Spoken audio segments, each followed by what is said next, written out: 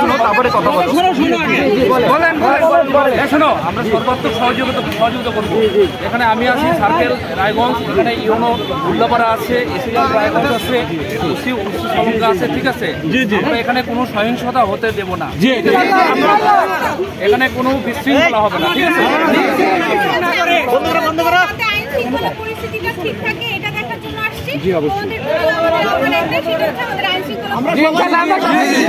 আমাদের আন্দোলন আমরা চালিয়ে যাবো।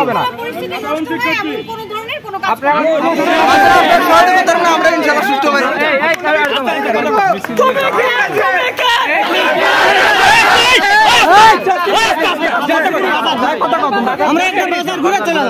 তোমাদের প্রোগ্রাম ছিল ওই যে স্কুল থেকে রামাশ্বর, তোমরা রামাশ্বরে যাই মিছিল নিয়ে রামাশ্বরে যাই।